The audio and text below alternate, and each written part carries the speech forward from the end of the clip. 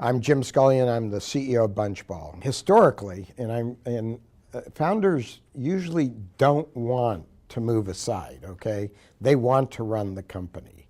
But if you are a founder, you should absolutely, this is your baby. This company's your baby. You thought of it, you incubated it, it's really important to you. And what do you want most? You want it to be a successful company. So like Steve Jobs working with Tim Cook, okay?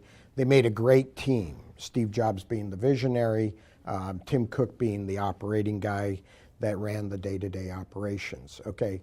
If you're an early stage entrepreneur and you're the founder, there's a point where the company and your experience, the company has probably surpassed your experience of running, for you to run it every day. And so at that point, you should be looking to augment your team and bring in a complementary person to help you grow the business. And that does, that's not always an easy thing to do. It's not always easy to find the perfect fit. The founder that usually is the CEO as the company is going through, inception, the genesis of the company through some phase, has a vision for the company. That individual, first of all, should have an aligned vision with the CEO that they choose or help choose as part of being the board, that they're going in similar directions, but the CEO is going to bring some different thoughts and different views of how to really go and grow the business and scale it.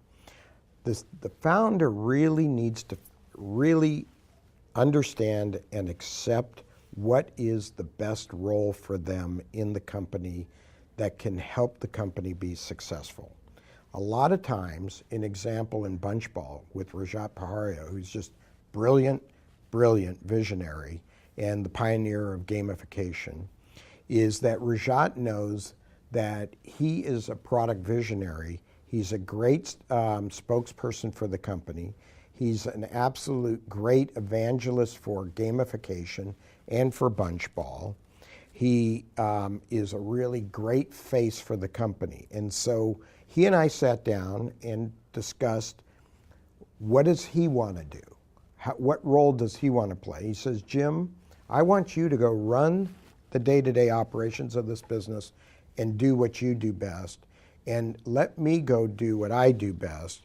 And let me help move this industry forward. Because when you're founding a company, usually you have a nascent industry, right, that needs nourishment, needs someone to bring it forward. So these founders can be absolutely great at evangelizing and moving the market forward.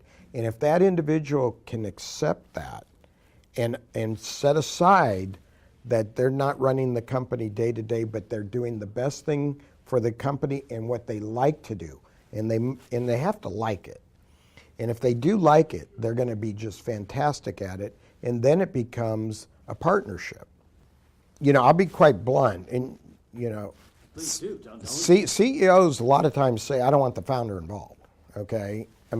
Truthfully, these are guys that are proven, and they'll say, I actually am being brought into this company and I want to run it the way I want to run it, okay?